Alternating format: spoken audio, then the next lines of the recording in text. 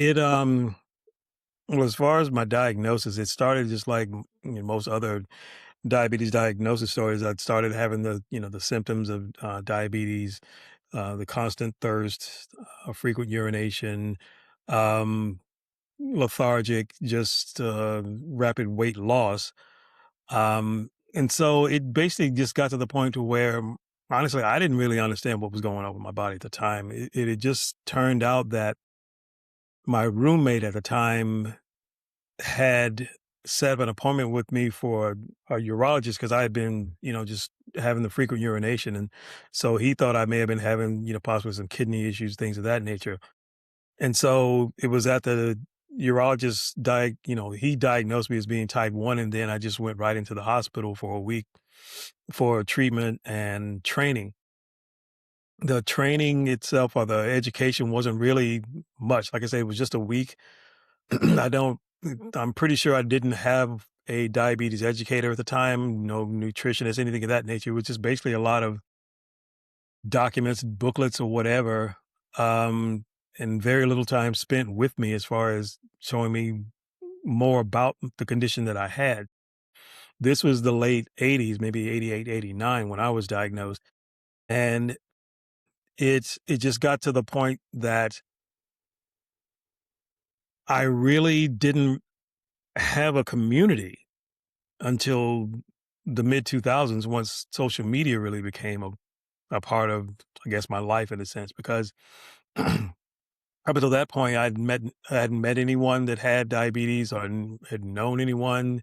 My grandmother had it. She was possibly type 2 that I knew of, but that was about the most that I even known about diabetes. So it was really just a learning experience for all those several years until I actually found a community. And of course, my condition had changed. You start off, a lot of people call it the honeymoon effect, where you start off with a smaller dose of insulin or small lower doses of your medications, and then it kind of gradually changes from there as you advance in having the condition. And so I started out with no technology.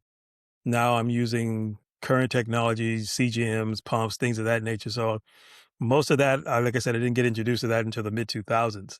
So up until that point, I was pretty much on my own. Now around 2005 is when I started experiencing issues with my eyes, which led to the vision loss in my right eye. Mhm. And And that's pretty common, correct, with n- diabetes at some not point? not necessarily. It's a complication that can happen. Okay, It's not. okay, It's not. Most of the complications, they vary from patient to patient. Most patients gotcha. don't have vision loss. They may have issues with neuropathy, nerve damage. I never really had any issues with nerve damage, but I know other patients that have. So it's kind of a no diagnosis is the same and no Gotcha. complication diagnosis is Beautiful. the same. It was just that was the complication that I had, gotten. And so from there, it just became an issue with trying to learn how to navigate with that vision loss.